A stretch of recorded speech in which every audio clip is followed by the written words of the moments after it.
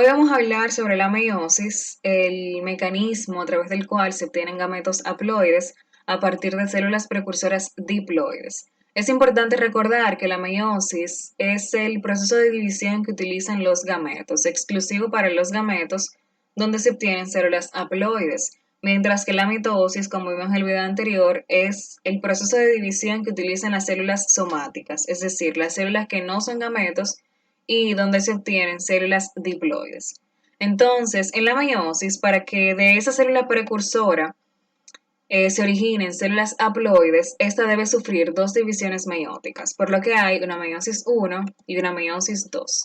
La meiosis 1, conocida como fase reducción-división, aquí se obtienen dos células haploides a partir de una célula diploide, y en la meiosis 2, conocida como división ecuacional, en esta etapa las dos células haploides obtenidas en la meiosis 1 se replican y se obtienen entonces cuatro células haploides.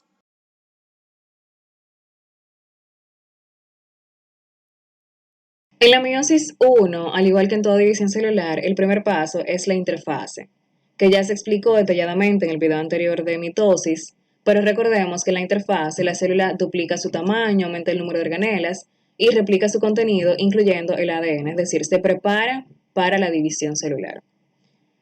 La siguiente etapa de la meiosis es la profase 1. La profase 1 es como la parte más compleja de la meiosis, ya que ésta se subdivide en 5 etapas más, conocidas como leptoteno, cigoteno, paquiteno, diploteno y diacinesis. En leptoteno, las hebras de cromatina se enrollan y condensan, lo que las hace visibles ya a la luz del microscopio, así como en forma de cromosomas. En la de cigoteno, los cromosomas homólogos se emparejan perfectamente alineados entre sí, lo que se conoce como sinapsis. La sinapsis es un proceso importante de la meiosis que no ocurre en la mitosis. Ese emparejamiento de cromosomas homólogos no se da en la mitosis. Entonces, cada par de cromosomas homólogos emparejados o entrelazados se conoce como bivalentes, es decir, dos cromosomas en la unidad. En la etapa de paquiteno, que es la siguiente de la profase 1, ya cuando los cromosomas homólogos están perfectamente alineados entre sí, se da el entrecruzamiento de sus cromátides para que a través de ese punto de entrecruzamiento, conocido como quiasma, se dé el intercambio de material genético entre ambos cromosomas homólogos. En la fase de diploteno, los cromosomas continúan condensándose y en esta etapa se pueden observar mejor los quiasmas.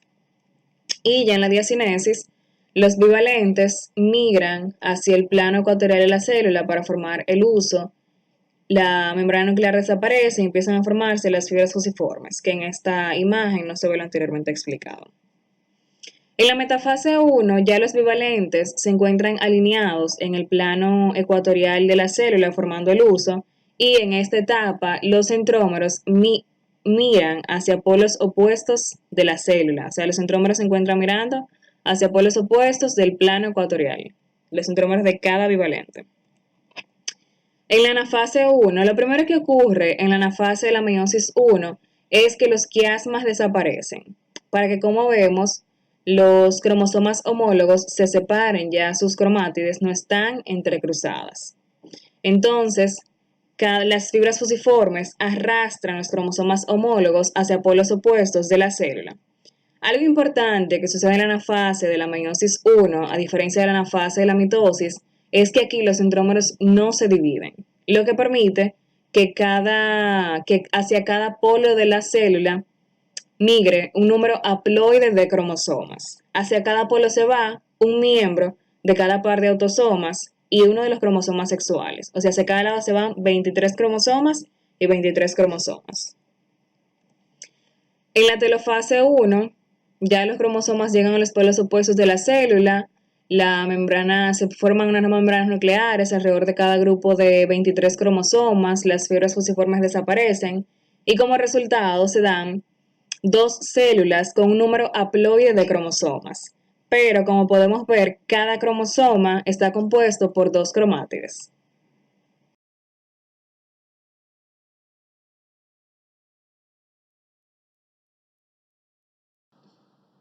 La meiosis 2 es muy parecida a la mitosis, pero con ciertas diferencias. Por ejemplo, En la interfase de la meiosis 2, el ADN no se replica.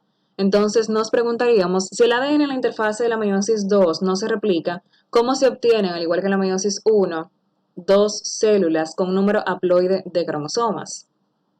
Lo que sucede es que recordemos que en las células que se forman, las células resultantes de la meiosis 1 tienen un número haploide de cromosomas, pero cada cromosoma está compuesto por dos cromátides, lo que permite que cuando llegamos a la anafase 2 de la meiosis, el centrómero de cada cromosoma sí se divida y hacia cada lado se transporte una cromátide, obteniendo dos células igual con un número haploide de cromosomas.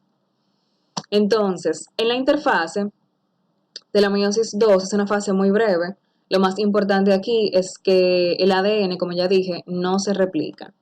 La profase 2 es muy parecida a la mitosis, solamente que el núcleo tiene un número haploide de cromosomas, pero los cromosomas se enrollan y condensan, la membrana nuclear desaparece y se forman las fibras fusiformes.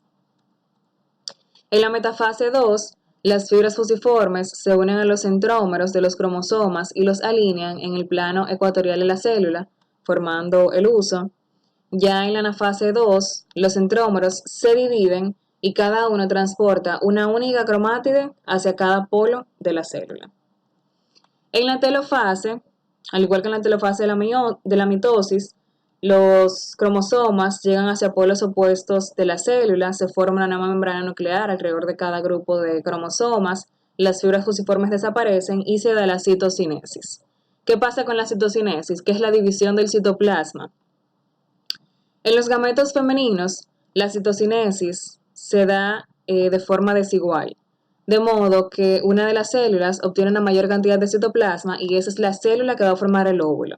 Las otras tres se convierten en corpúsculos polares, mientras que en los gametos masculinos la división del citoplasma se da en partes iguales, obteniéndose 4 células con igual cantidad de citoplasma y las 4 funcionales.